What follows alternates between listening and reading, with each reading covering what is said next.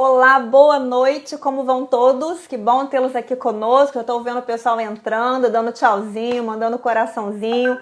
Estamos muito gratos por tê-los todos conosco nesse terceiro dia da nossa 30ª Semana da Imprensa. Para quem não sabe, a Semana da Imprensa, então, é um evento realizado há 30 anos pela Associação de Imprensa Campista, em parceria com o curso de jornalismo do Uniflu.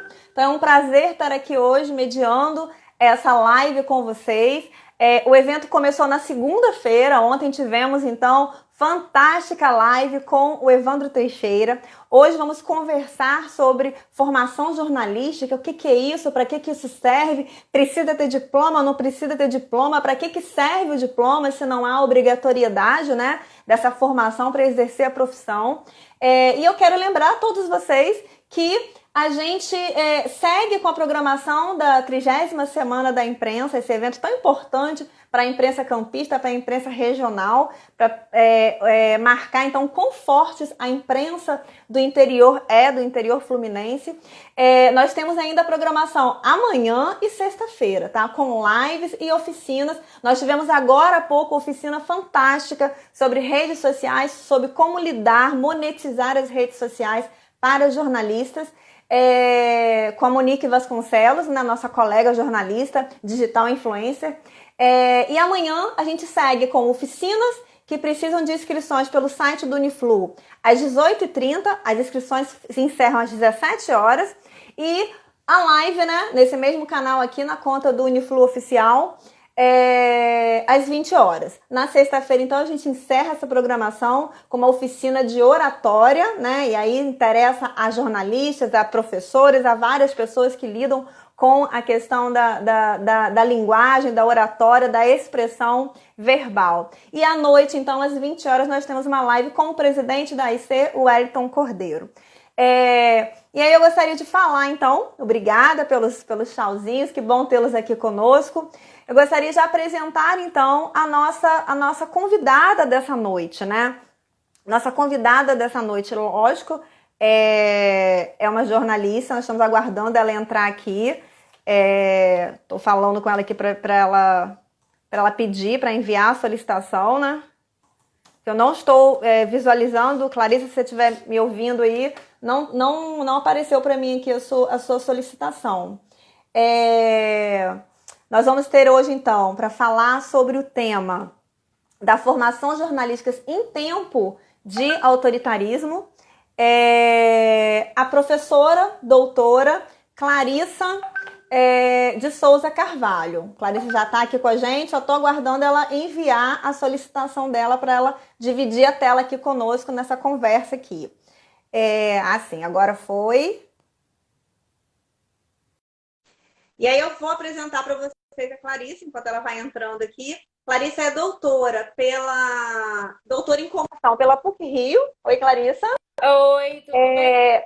Tudo bem? Clarissa, ela é titular, né, da Universidade Estadual do Piauí, então vocês vão achar estranho o sotaque, né, a gente aqui no Rio e ela lá do Piauí, mas Clarissa não está no Piauí agora, Clarissa está lá nos Estados Unidos, ela está lá desde agosto de 2019, ela está como professora visitante da Worcester State University, lá em Massachusetts, Estados Unidos. Ela está lá como professora visitante, está fazendo uma pesquisa na área de antropologia, e nós convidamos ela para falar com a gente, né, sobre formação jornalística, porque ela já tem uma experiência tanto no ensino público, em curso de jornalismo, como também em ensino privado, lá no Piauí. E ela conhece, né, agora está fora do país também, embora ela não esteja dentro de um curso de jornalismo, mas ela conhece a realidade também, né, de jornalistas também fora, né, das nossas fronteiras brasileiras. Boa noite, Clarissa, um prazer tê-la aqui conosco. Boa noite para todos, um prazer imenso estar aqui. Muito bom te ver de novo, Simone. Simone e eu fomos colegas no INEP, né, de avaliadoras de cursos, quando a gente também teve a oportunidade de ver em vários estados do país, né, a situação dos cursos de comunicação ou de jornalismo, toda essa nomenclatura que está aí também no meio de uma contenda, não chega a ser uma contenda, né? A gente chega já lá.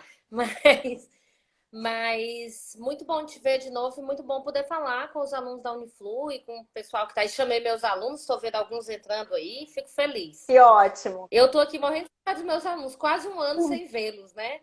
Tentando esperar aí as coisas melhorarem para eu conseguir voltar para casa. Tá vendo, pessoal? Isso aqui é professor, né? Professor ama o seu aluno até longe. Olha que beleza.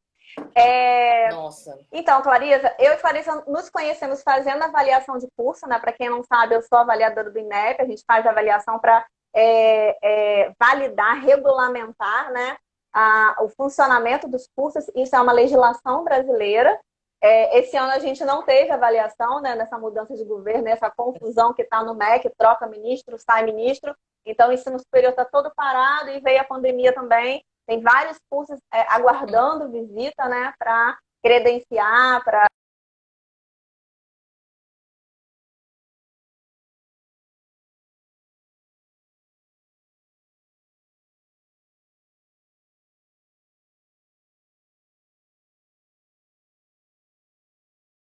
E nós trocamos muitas figurinhas, conseguimos ver, né, em lugares diferentes, região norte, região sudeste, né, como os cursos ocorrem, como a formação jornalística ela vem acontecendo. Então, eu achei que não teria um nome melhor para falar de formação jornalística, principalmente nesse tempo, nesse período de autoritarismo, do que Clarissa. Clarissa, você pode ficar à vontade, se você quiser iniciar o tema, e a gente vai conversando, então, vai interagindo com você. Claro. Eu queria começar um pouco falando sobre formação jornalística, independente desses tempos estranhos que a gente está vivendo, né? A formação em jornalismo, vocês que são alunos, mas assim, não sei se tem outras pessoas assistindo, a gente teve aquele baque muito grande no Brasil em 2009, né? Quando o STF derrubou a necessidade do diploma para exercício da profissão, e aí, novamente, eu estou falando um pouco da minha realidade no Piauí, a gente já via acontecer, né? Ah, não, na produção pode ser alguém que não seja jornalista, desde que não esteja apresentando. Mas o Fantástico foi apresentado pela Carolina Ferraz. Ah, não, mas apresentar pode, entrevistar não pode. Claro que tudo isso tem muito a ver com uma cultura cartorialista da gente, mas também com reserva de mercado, claro. Mas o fato é que quando ocorreu aquilo em 2009, e talvez tenha ocorrido pelos motivos errados, é isso que eu penso, não acho que mudou no final das contas o mercado. Uhum. Né? Assim, as empresas que pegavam qualquer pessoa para fazer matéria continuaram pegando qualquer pessoa sem ter que inventar subterfúgio. As empresas sérias continuaram procurando quem tinha condição. E eu, assim, alguns dos maiores jornalistas que eu conheço não tinham diploma, que eram de uma época anterior à existência até de curso de jornalismo. Eu acho que o pessoal da nossa geração, Simone, embora eu acho que eu seja um pouquinho mais velha que isso, foi um pessoal que entrou nas redações, ainda tinha aqueles jornalistas mais antigos que eram chamados jornalistas de batente. Você tem que respeitar isso, é claro. Né? Então, não é, quer dizer que não pode mais diploma, não quer dizer que não é mais exigido, não quer dizer que você chegaria ali, bateria na porta de uma TV do jornal e diz, olha, eu quero trabalhar. Porque eu, agora, para ser jornalista, não precisa de diploma. Veja bem, você tem que, de alguma forma, mostrar que sabe fazer aquilo que espera que você faça. Essa é uma questão. E, claro, Gilmar Mendes, né? Gilmar Mendes ainda disse na época, porque é como a cozinha, a receita, como se nosso curso se tratasse apenas de uma coisa técnica. E eu acho que é nisso aí que eu quero me ancorar. Na época, ancorar nossa discussão aqui. Na época ali em 2009, eu estava em 2 universidades. Depois eu fui rever, depois de conversar contigo. Eu estava na UFP, que é uma pública, eu era professora na UFP, eu era professora numa privada. Na pública, houve como é que eu posso dizer? Um efeito mais simbólico, como houve na sociedade em geral, né? Pessoas me diziam, nossa, mas agora tu é professor de jornalismo, tu é jornalismo, não precisa nem ter diploma. Não precisar ter diploma não quer dizer não precisa ter saber. Publicidade, por exemplo, não tem diploma, não tem exigência de diploma. E eu dava aula também na publicidade. Eu disse, olha, eu não entro, eu sou formada em jornalismo, né? Ou seja, sou dessa grande área de comunicação. Eu não entro numa agência de publicidade e vou esperar que alguém me dê um emprego, porque eu realmente não é o meu métier.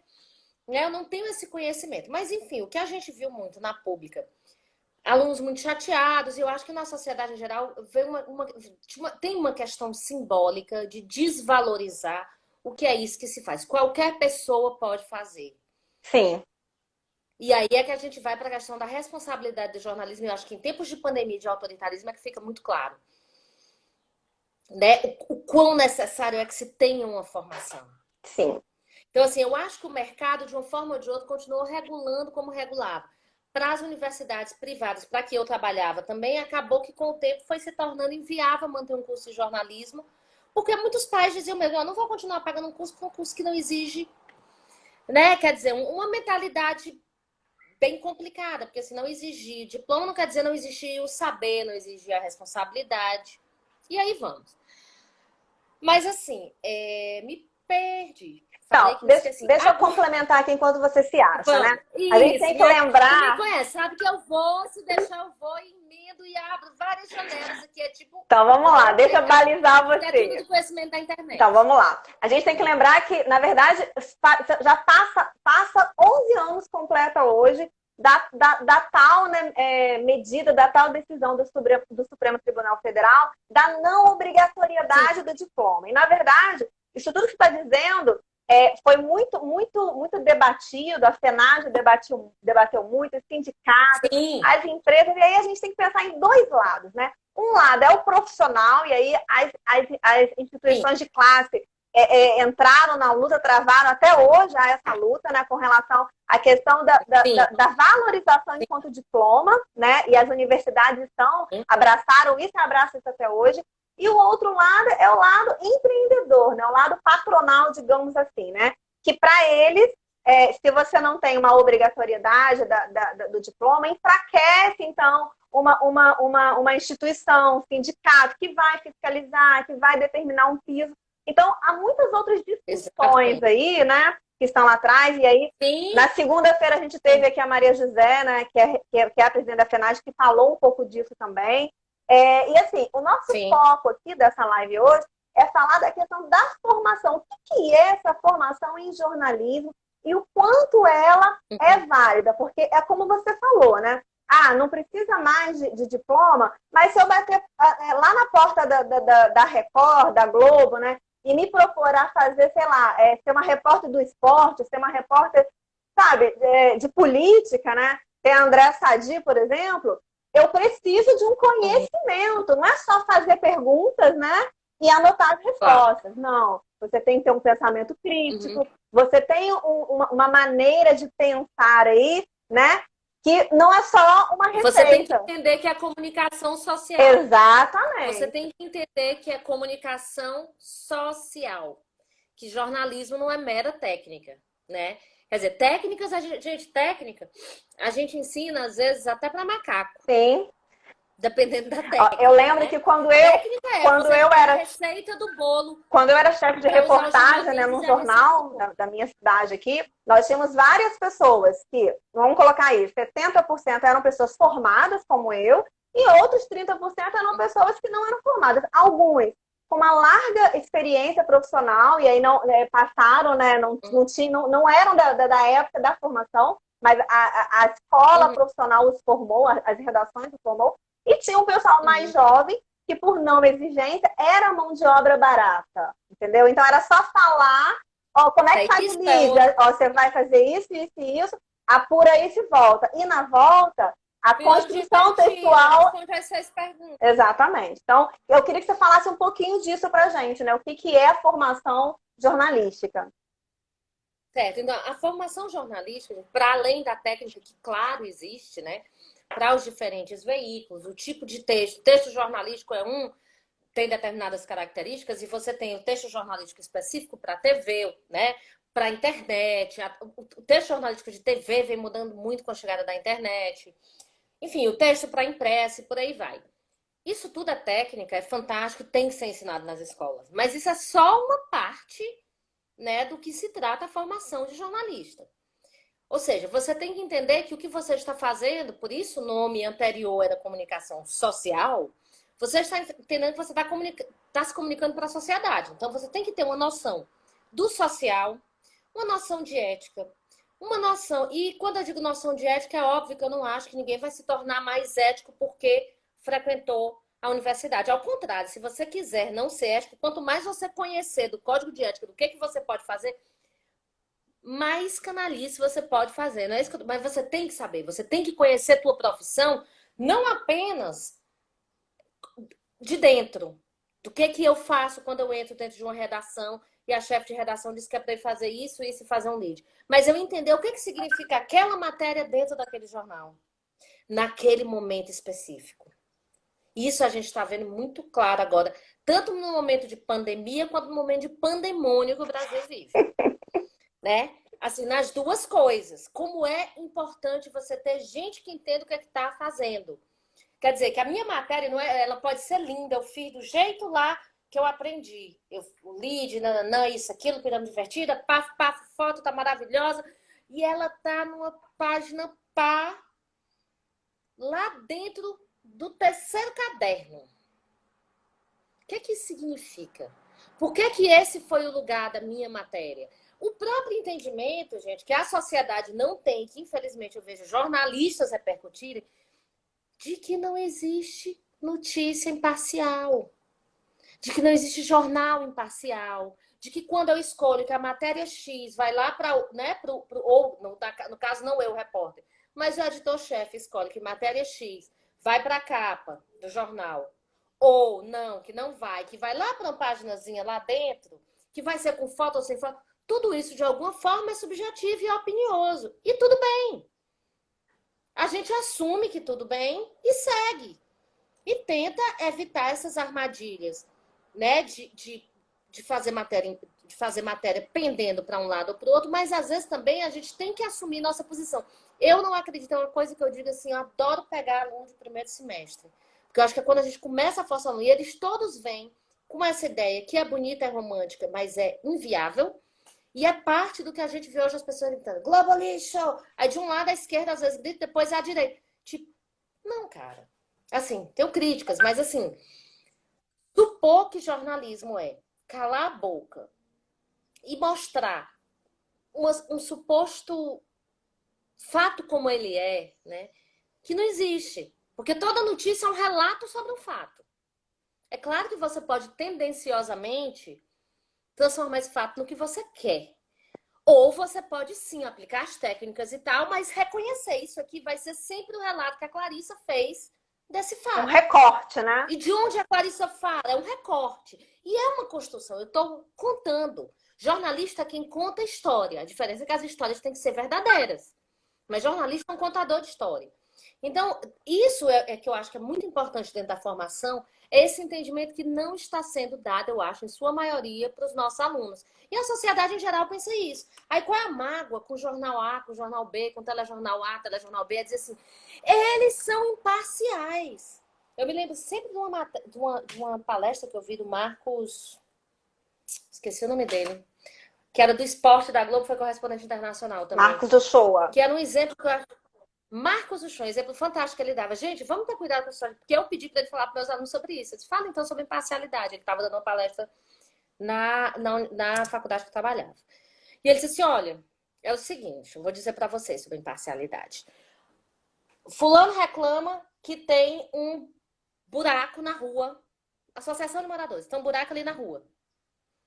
E a gente fica sabendo na redação e vai lá. Aí ele diz, olha, a gente já falou para a prefeitura 1, 2, 3 vezes, estão aqui os... Né, todas as provas da nossa comunicação. Vamos lá falar com a prefeitura.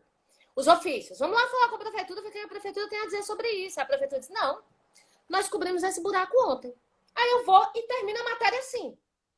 A Associação de Moradores disse isso, está aqui os ofícios. A prefeitura disse isso. Boa noite. Não, meu filho, você viu o buraco? Você mostra o buraco. Se você não está lá para fazer isso, você está na profissão errada. Né? Uma imparcialidade que te protege, que te, né? Eu costumo dizer, olha, ele disse, ela disse. Clarissa, eu costumo dizer que jornalista não é papagaio, né, de pirata, que só fica repetindo o que disseram para você. Você tem que conectar aquilo ali. Exatamente. Você não está ali, nenhuma máquina fotográfica faz uma foto que é exatamente o que acontece. O ângulo, a iluminação, tudo isso, né, muda. Por que você, contando uma história, você não vai... Como é que você vai privar as pessoas que estão te lendo, ou te ouvindo, ou te assistindo, daquilo que tu foi lá para ver. Aí eu vou para o McLuhan, né? Os olhos e os olhos e os sentidos. Como era que McLuhan dizia? As extensões dos sentidos. Os meios de comunicação são como extensões dos nossos sentidos. Eu tô lá, você que me assiste não tá lá. Eu tenho que dizer o que eu vi. Claro que eu tenho que ouvir a prefeitura e saber o que eles têm a dizer. Mas eu não vou fingir que não tem um buraco ali. E aí a gente traz isso para a pandemia, a gente traz isso para esses tempos de autoritarismo, e você vê como é importante você ter essa formação de entender que isso é uma minúcia. Mas faz toda a diferença. E tira esse autoritarismo do jornalista, que se ele disse é verdade. Se ele disse é verdade que ele conseguiu apurar até aquele momento com as fontes que ele conseguiu. E a escolha das fontes sozinha já é uma questão que dava várias lives. Mas assim, quer dizer, é preciso que a formação do jornalista leve isso em conta. Sim. Né? Não é pensar o jornalismo como quarto poder, aquela coisa ingênua até, que a gente tinha no começo do século passado. Mas é um poder mediador, sim. E é um poder que está entre outros poderes. Sim. É um poder que, de alguma forma, força os outros poderes e, às vezes, força de forma absurda também. A gente tem que reconhecer. Julga, condena, etc. Calma. E a própria discussão que a gente vê muito, eu já tive muito com alunos, eu vejo muita essa discussão no Twitter. Ah, mas o cara matou sim. Como é que botaram um suspeito? Gente, quem tem o poder de dizer quem é suspeito, quem é réu, quem é Culpado. Primeiro a polícia no inquérito, depois você, né, a justiça. Eu, jornalista, não posso dizer. Eu posso apontar tudo que indica na minha matéria. Mas assim, eu preciso entender que eu sou um poder, que eu quero dizer, eu jornalismo, né, como instituição. O discurso jornalístico, ele atua entre esses outros discursos e entre essas outras instâncias. Então, acho que a importância de entender isso é onde reside a importância da formação jornalística. Não que as técnicas não sejam importantes, claro que são. Tá. Então, aí eu queria então que você. Mas assim, é apenas uma parte. Eu queria que você conectasse isso, então, a tudo isso que você falou, né, que é muito pertinente, a questão do jornalismo e responsabilidade social. O que isso tem a ver? Pois é. Aí a gente tem a questão, quando a gente pensa no jornalismo, na notícia.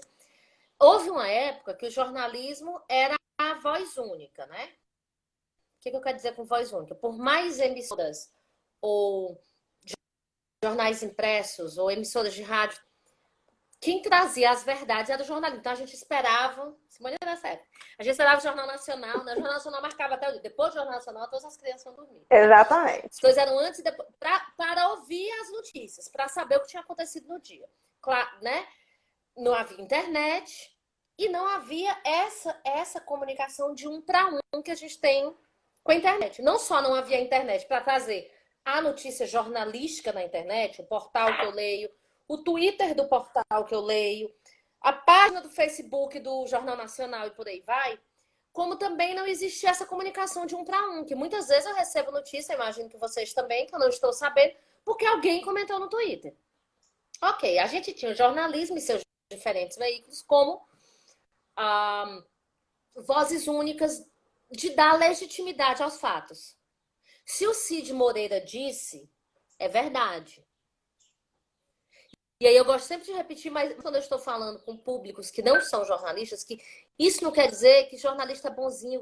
É porque esse é o negócio que o jornalismo vende. Adulto Cremilda Medina, né? A notícia é o produto que o jornalismo vende. Se eu ligo o jornal, ele me dá uma notícia que é completamente disparatada e fora de rumo, que é, sei lá, que o prazo para entrega de imposto de renda foi adiado. E isso não se verifica, isso não é verdade. No outro dia eu perco o prazo, eu não vou mais confiar naquele jornal. Eu não vou mais assistir. Eu não vou mais comprar aquele jornal impresso. Então, assim, não é porque ninguém é bonzinho, é porque esse é um negócio que se vende. A qualidade é, olha, você pode acreditar na gente. Credibilidade. Então, o que acontece? Existia essa responsabilidade social, já desde sempre, de quê? De trazer os fatos. Porque dentro de uma democracia, se a ideia é que nós todos temos escolhas, cidadã nascido livre, tarará, eu tenho que estar informado para tomar essas escolhas. E democracia não se refere só ao momento do voto, né? É o dia a dia das nossas escolhas, é tudo que a gente vai escolhendo todo dia. Então, preciso estar bem informada. Então, o jornalismo tem essa responsabilidade social. E o que acontece? A gente está numa era em que não só as informações jornalísticas na internet, e aí a gente vem a uma outra questão. Ao invés da informação ser de cima para baixo, de pouco para muitos, né? Do meio de comunicação para várias pessoas e com pouca possibilidade de feedback, a gente tem agora uma comunicação que, além de estar, a gente tem mais possibilidade de feedback para os meios, né? O portal publica notícia no Twitter, publica o link da notícia no Twitter, na mesma hora eu digo, opa, não foi assim não, eu tava lá, olha aqui a foto que eu tirei. Conte essa história direito. Eu sou uma, mas se várias pessoas não é dizer isso, em alguma hora, né? Opa, olha a nossa credibilidade. Mas ao mesmo tempo a gente tem de um para um, de pessoas comuns para pessoas comuns. Todo mundo tem voz. Aí onde é que está a responsabilidade social do jornalismo agora? Se todo mundo pode informar, gente, não. A gente ainda volta ao jornalismo, sabe para quê? Para certificar informações. Porque se agora qualquer um de vocês abrir uma rede social, uma pessoa qualquer do seu círculo dizendo, ou receber no WhatsApp, uma dessas fake news, né? Dizendo que acabaram de achar a vacina para o coronavírus, que deve ser a coisa que eu acho que mais pessoas do mundo desejam com mais intensidade nesse momento. Muito. Você vai ficar super feliz, pode ser que você saia passando para frear, mas eu acho que o mais comum de acontecer é que você vai abrir um portal da sua confiança, ali no seu celular, e vai ver, será que no G1, no portal Cidade Verde, que é um portal do Piauí que eu leio muito, eu vou ver se tem aí certificando isso. Fulano de tal, meu amigo, pode dizer isso, mas ele não tem uma responsabilidade com isso que ele diz, essa responsabilidade, porque esse é o produto que ele vende. Aí eu vou fazer um adendo aí, acrescentando ao seu comentário, que quando eu estava no período do mestrado ainda, né, eu fiz um mestrado fora de um curso, né, de um programa da área de comunicação. Eu fiz o meu mestrado num curso num curso interdisciplinar, digamos assim, na área de humanas. E eu lembro que a minha pesquisa era interdisciplinar, mas atravessava as questões de comunicação e eu pesquisei novas tecnologias. Então, eu fiz questão de avaliar, na época, né, já faz um tempinho, o impacto, né, das redes sociais na produção jornalística, dentro da redação, como é que era essa ideia de muitos para um, né? A notícia vem de fora e sai modificando toda a ordem, né, produtiva de uma redação jornalística, por exemplo. E eu me lembro que quando eu estava no meio da pesquisa ainda, eu ouvi de alguns colegas, já doutores, de alguns professores, falaram, gente, é absurdo você pesquisar isso, entendeu? Porque, olha só, agora, com as novas tecnologias, o jornalismo acabou. Não precisa mais de jornalismo, porque agora todo mundo é um comunicador em potencial. E isso me deixava tão irritada. Eu era a única jornalista no meio de um monte de antropólogos, sociólogos, enfim. E eu ficava muito chateada com isso. Como que pode isso, gente? Dentro de um país democrático, onde a gente sabe que há um compromisso, né, ético, claro, com a produção da informação. O trato da informação é diferenciado, é claro. A gente estuda para isso. E como isso? E aí, anos se passaram e hoje a gente vê claramente, né, não só hoje, de 2, 3 anos para cá, e aí a gente tem agora no Congresso, lá no Supremo Tribunal Federal, um inquérito, né, sobre fake news, inclusive, né? Então a gente vê o quanto, e isso eu já discutia lá na minha dissertação, o quanto é perigoso as pessoas receberem uma informação sem checar e sair colocando para frente, ou seja, como é importante a questão da responsabilidade com a notícia, com a informação que se tem e que se vai passar, que é isso que o jornalista faz, né? E de tempos em tempos, né, a gente vê aí várias fake news que modificaram. Eu lembro de um caso em São Paulo, em 2011, de uma mulher que foi confundida com um retrato falado que era divulgado nas redes sociais e foi morta por conta disso. Então, tem vários outros casos nacionais e internacionais. E aí a gente vê que o jornalismo, ele não acaba, ele continua tendo uma função essencial num país democrático e ele só vai modificando, em algumas das vezes, né, a sua função. Hoje, E aí a gente tem vários sites, vários portais, o G1, por exemplo, eles chamam de fato ou fake, né? Ou seja, de validar determinadas informações, principalmente no momento em que a gente recebe é bombardeado por informação o tempo todo desqualificada. Sim, exatamente. A questão, eu acho que é bem clara, é a questão da qualidade da informação, né? É a questão de accountability, de se responsabilizar pela informação.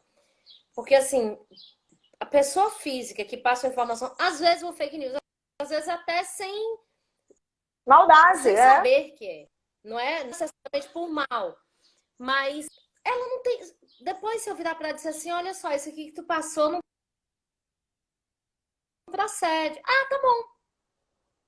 O jornal, ele tem que prestar contas do que ele publicou de errado, né? Ou seja, é o negócio dele. É a credibilidade, é que é uma informação que eu posso confiar que é verdadeira.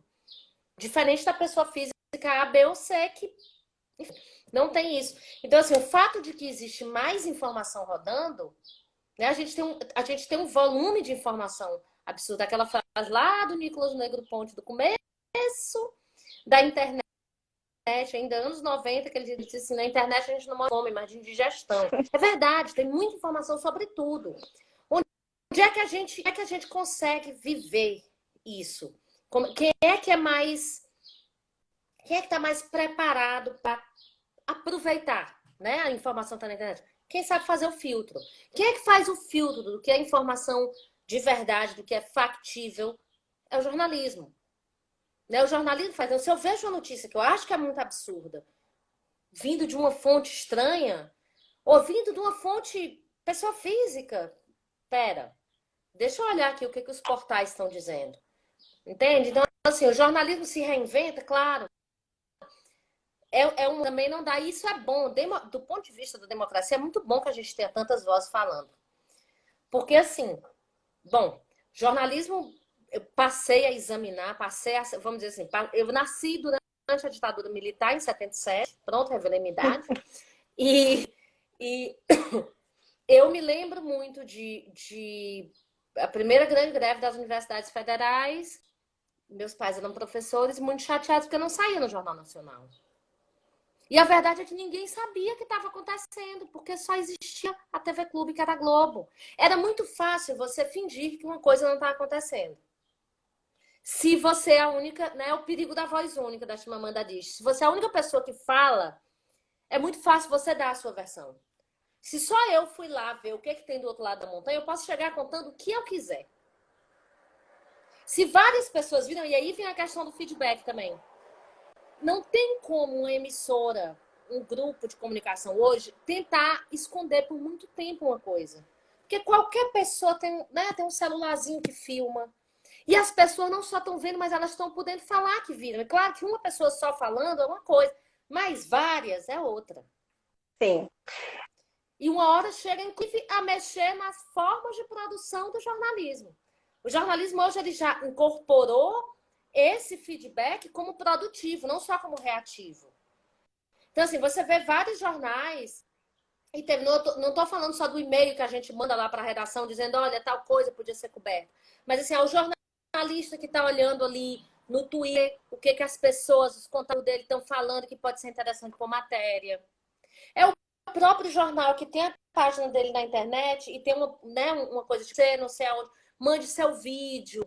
Né? Quer dizer, eles já estão incorporando isso, porque não tem como não incorporar. Sim. Então, o feedback hoje, não faz mais nem sentido falar em feedback, né? Feedback é reativo. Mas, assim, o telespectador, o leitor, o usuário de portais, ele já participa da produção. Ele já tem uma posição ali, não que existisse antes, mas era assim, você ligava para a redação da TV para dizer, olha, tá tendo um problema aqui no meu bairro, falta água há tanto tempo. Quer dizer, era uma coisa bem mais burocrática. Agora o cara já faz o vídeo, já manda direto para você, entendeu? E pronto. Sim. Clarissa, eu tô preocupada com o tempo, a gente fala pra caramba, né? Mas a gente não quer ser derrubada. Eu queria, então, trazer você de volta para a questão da formação jornalística, e eu queria que você explicasse pra gente, e aí você tem o seu conhecimento, né, de avaliadora do INEP, a gente sabe que o INEP, dentro dos instrumentos avaliativos, ele dá uma abordagem, ele já direciona, né, para os cursos alguns conteúdos específicos para a formação dos cursos de comunicação, dos cursos de jornalismo. Eu queria que você falasse, né, que abordagens são essas e o quão necessários são essas abordagens, esses conteúdos, essas discussões ocorrerem dentro dos cursos de jornalismo. Sim. Assim, além das questões técnicas, né, de TV, de etc e tal, uma das abordagens, um dos indicadores que a gente tem que avaliar num curso, quando vai como avaliador do INEP, quando vai avaliar um curso, ou seja, é uma das questões que são colocadas, que tem que ser pensadas quando se faz o design de um curso, quando se planeja um curso, quando se constrói o currículo, o plano pedagógico daquele curso. Uma é a abordagem de conteúdos pertinentes às políticas de educação ambiental, de educação em direitos humanos e a de educação das relações étnicas e raciais, o ensino histórico e cultural brasileira, africana e indígena. Para citar uma coisa que você diria, nossa, jornalismo ensina isso? E para que o jornalista tem que saber disso? E para que ensina isso? Assim, embora o instrumento não diga que tem que ter uma disciplina específica que mostre isso, uma disciplina específica que mostra aquilo, a questão, quando a gente vai como avaliador, esses conteúdos são de alguma forma tratados dentro desse curso, seja como uma disciplina, seja dentro, por exemplo, dos projetos de TV, que eles têm que fazer matérias dentro disso, mas assim, é preciso que esses conteúdos estejam presentes nos currículos. Por quê? Né? Quer dizer que porque se entende que esse jornal, né, o aluno que sai formado, o jornalista que sai dali, ele tem que ter noção dessas questões, quer dizer, do que é a luta ambiental, o que é essa questão do Brasil. Se fala de Amazônia, se fala disso, porque aí tem uma outra questão que a gente tem que lembrar. A gente tem que ter uma informação, entendimento de mundo, de entendimento do geral. E aí eu vou contar uma coisa que eu vi uma diária fazer, foi que ia ter um show, acho que seriam 100 anos do Cartola se ele estivesse vivo. Ia ter uma escola de samba de Teresina, ia fazer uma comemoração a isso, né? Ao que seria o centenário dele. E pra gente, né, e tal, olha só, faz aqui a pauta pro repórter da noite e etc e tal. Ela fez a pauta como se Cartola estivesse vivo. Nossa, pai. Veja bem, eu não espero que ninguém saiba. Não precisa nem gostar de Cartola. Pesquisar, né? Google. Quem são as pessoas. Pesquisar. Não, e assim, é esperado que as pessoas tenham.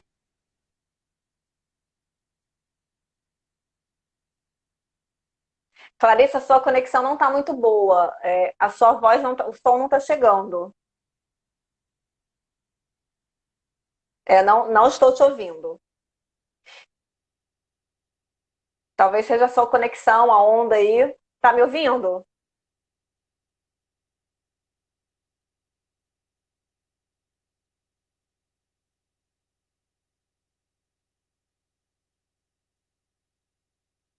Ih, tivemos um problema aí com a Clarissa. A conexão dela deve ter caído, mas ela vai tentar entrar novamente. Enquanto isso, eu vou falando aqui, já tem o pessoal que está querendo pergunta, né? A gente tem só mais 15, 20 minutos e eu vou esperar a Clarissa encerrar aqui a fala dela para a gente começar, então, os comentários. Agora eu estou te escutando. Clarissa?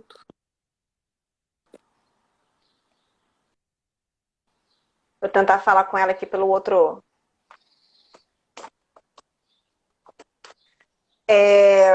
Tá ouvindo agora, Clarissa? Não?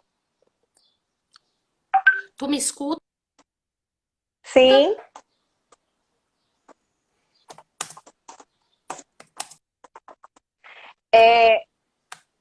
Nós estamos te escutando sim, Clarissa. Eu vou passar para ela aqui, pelo outro canal que a gente está aberto aqui, algumas reflexões. Eu vou passar agora a reflexão.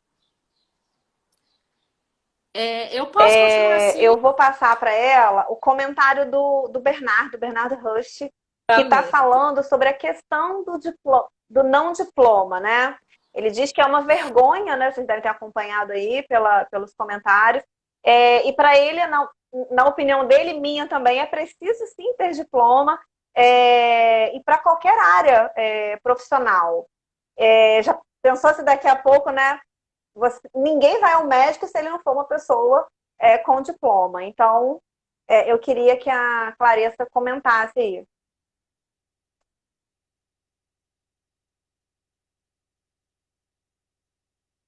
E o som dela também.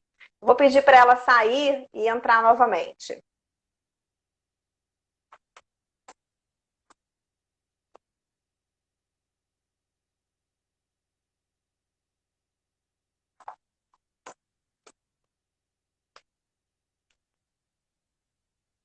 Vou passar aqui em frente, então.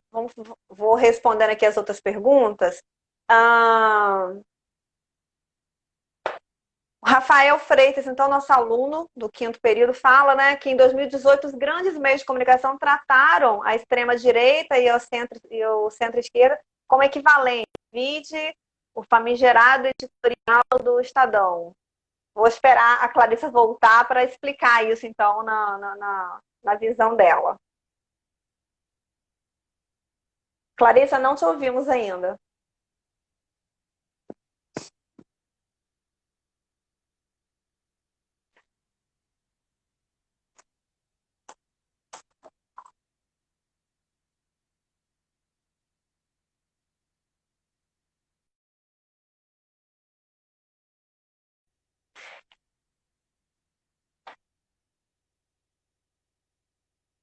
Pronto, ela saiu, vai solicitar de novo a entrada para ver se o som dela volta. Eu vou fazer um comentário aqui, uma reflexão do professor Horávio, né, de Campos. Nosso professor Horávio foi um dos coordenadores mais antigos do curso de jornalismo, né, do curso de jornalismo do Uniflu, e ele fala que as representações sociais são violentas por natureza, né, por isso não entendem a missão do jornalista. Realmente, eu concordo com você. Eu vejo que nesses momentos, né, principalmente agora, nesse momento obscuro, como a Clarissa falou, a própria sociedade não entende o seu papel do jornalismo, né? O que é jornalismo. Ele não entende o que é parcialidade e imparcialidade. E eu acho que, na minha opinião pessoal, que isso é uma lacuna que ocorre na formação do indivíduo lá na educação básica. As pessoas já vendem desde então que o jornalismo é imparcial, mas na verdade o ser humano não é imparcial. Há limites, né, para a gente tratar a notícia, né, a atividade da profissão, mas chamar isso de imparcialidade é uma utopia, é um absurdo. Então, eu acho que a própria formação do, do indivíduo é, já vem errada lá de trás, porque ele vê a imprensa, é por isso que fica chamando Globo lixo, aquilo é absurdo e tal, não assisto isso, assisto aquilo, porque ele tem uma ideia muito errada do que é jornalismo, do que é a profissão, né? Especificamente. Clarice está tentando aqui entrar novamente, ver se o áudio dela resolve. Vamos aguardar aqui mais um pouquinho ela mandar aqui a solicitação. E aí eu vou pedir para ela responder, então, a maioria dessas perguntas aqui. O Wellington Cordeiro, enquanto ela caminha aqui a solicitação, comenta, então, o Wellington Cordeiro, para quem não sabe, é o nosso presidente da Associação de Imprensa Campista, ele fala que nessa polaridade política atual, a divulgação de fake news virou um esquema de apoio à sua ideologia. Realmente. E, na verdade, o fake news, ele se apoia nisso, né? Na verdade, o que é fake news? Há várias definições e essas definições vão se atualizando o tempo todo, mas, na verdade, você pegar uma notícia fora, né, do contexto, ou uma informação fora do contexto, uma informação que já aconteceu há muito tempo atrás, por exemplo, e trabalhar em cima dela também é um fake news. Então, fake news não é só algo que é mentira 100%, né? A notícia parcial também, fora do seu contexto, também é uma fake news. E isso tem sido um estímulo e uma ferramenta de política muito poderosa E aí a gente vê ultimamente isso acontecendo, não só no Brasil, e muito duvidosa, né, digamos assim. Cadê Clarissa, meu pai?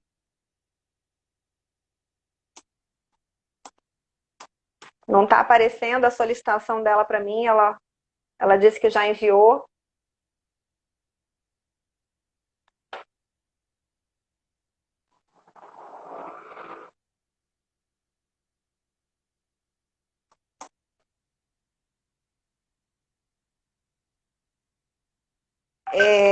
Vou ler mais aqui algum comentário aqui.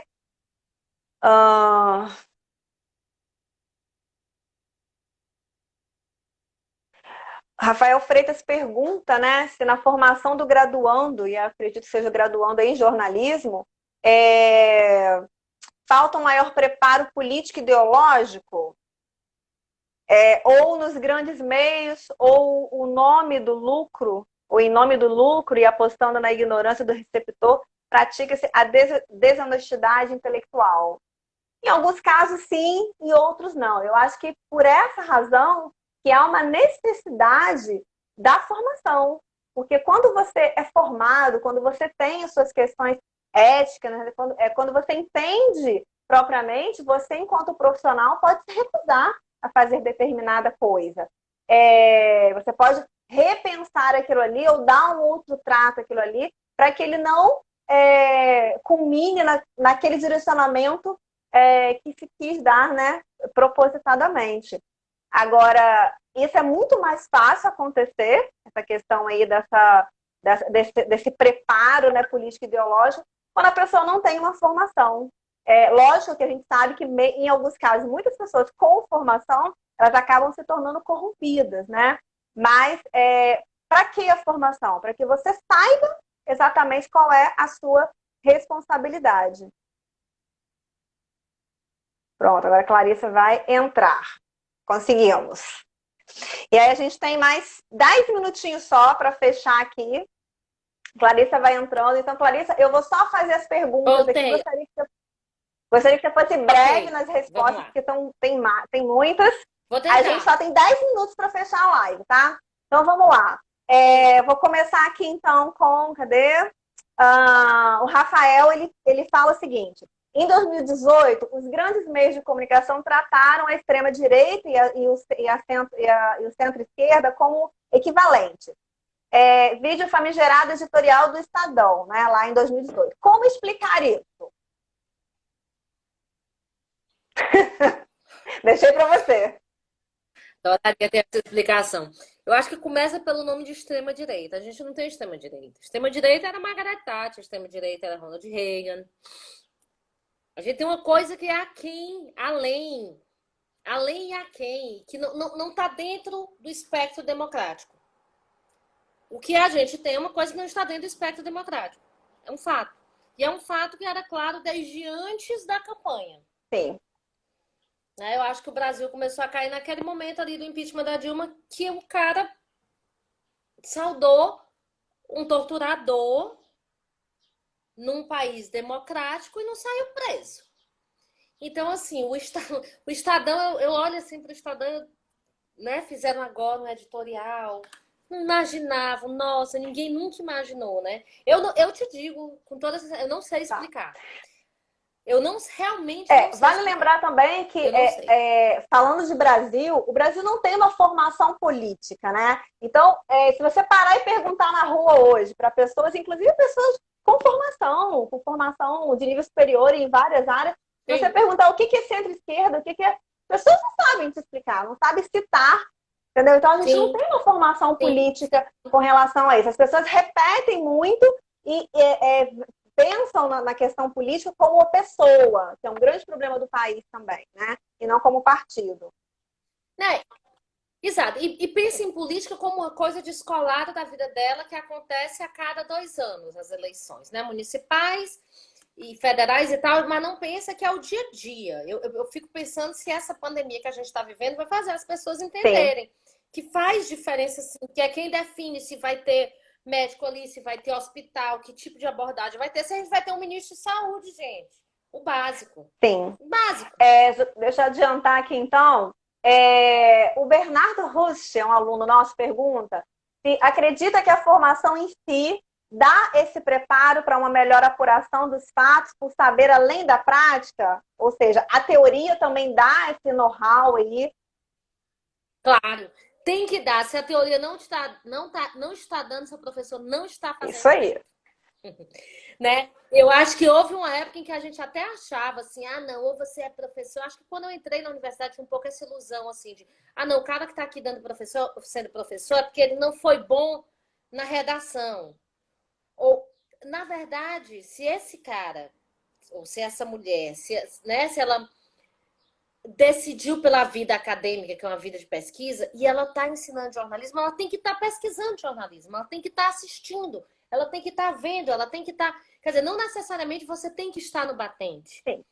Mas você tem que estar por dentro. Se a tua teoria não está se aplicando ali, nem que seja para a prática, toda a teoria do jornalismo que eu estudei, acredito que você também, Simone, lá na graduação, eu me formei em 2003, ela pouco se aplica ao que a gente vê de fenômenos hoje, porque foi um momento de muita mudança. Eu não cheguei a ter nem o webjornalismo na universidade, eu sou de um currículo que ainda não tinha, né?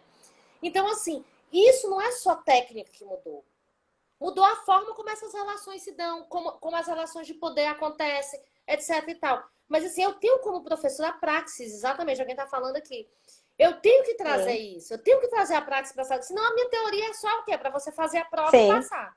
Se você não está conseguindo ver essa relação, cutuca teu professor, tua professora, porque ele tem que mostrar, tu tem que dizer que tu quer entender o jornal. Se você sai do curso de jornalismo e você não está lendo os jornais, assistindo os telejornais de forma diferente, a tua formação não foi boa. É verdade. E aí... Porque você tem que saber assistir de uma forma, você passa a entender, você tem que passar a entender a engrenagem que está por trás E aí a diferença da prática pela prática e a prática pelo embasamento. E a teoria te dá esse embasamento. Essa é a grande diferença. E aí eu vou fechar aqui, então, só com as duas últimas perguntas para a gente encerrar, né, bem encerrada a nossa live. O Bernardo faz o seguinte comentário, né, e a pergunta. Em vários aspectos, como, por exemplo, ser ou não ser invasivo, medir as informações, ter essa sensibilidade, ele quer saber sobre a questão se a formação jornalística, né, em nível superior, pode dar essa sensibilidade na hora da prática, por exemplo. Sim, dá, é claro que dá. Agora, você não vai comparar essa sensibilidade de um foca recém-entrado, recém-formado, com ele depois de 10 anos, porque parte disso, sim, a prática vai te dar. Né? Ninguém está tirando aqui o... Ah, eu me formei, estou aqui com diploma, vou para o meu primeiro dia numa redação.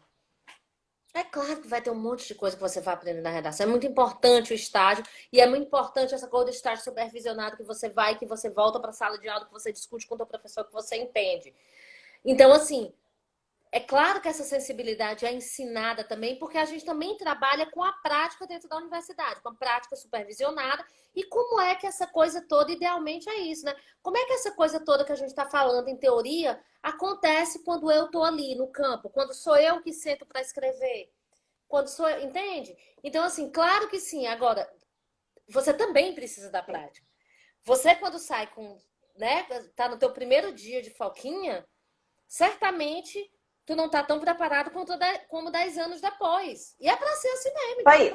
Ó, a última, então, que é a última reflexão, é do Nicolas Abreu. Ele fala o seguinte: será que esse desconhecimento relatado, né? Aquele exemplo que eu dei lá do meu mestrado, né? Por antropólogos e sociólogos. E aí, gente, não é só antropólogo e sociólogo, não. Tinham mais pessoas também. E não são todos. Tem muito antropólogo e sociólogo que apoia muito, ele confia muito no papel do jornalismo. Então, ele quer saber se esse desconhecimento, né, dessas áreas não seria apenas um reflexo desses ataques que os jornalistas sofrem, né, por populares nas ruas aí, porque não entendem a profissão. E aí eu já peço para você se despedir logo, que a gente já está chegando no nosso limite de tempo. Tá, então eu vou só inverter aqui. É o contrário. Como é o nome Nicolas. Da pessoa que mandou a pergunta? Nicolas, eu vejo como o contrário. Na verdade, esses ataques já são o ápice, né, de um momento de uma questão de desentendimento, ou de não entendimento, ou de pouco entendimento de qual é a função do jornalista. Eu também fiz meu mestrado em uma outra área, em antropologia, e foi bem no momento em que a Veja botou uma matéria falando que a antropólogo ganhava dinheiro para fazer laudo de que laudo comprado. Os professores falando disso como um absurdo, e eu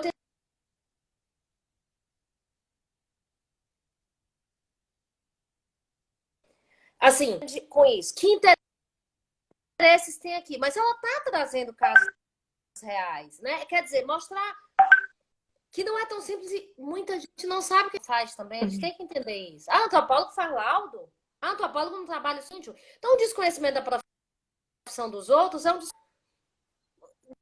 de certa forma generalizado. É que a nossa profissão publiciza fatos. E fatos incomodam pessoas.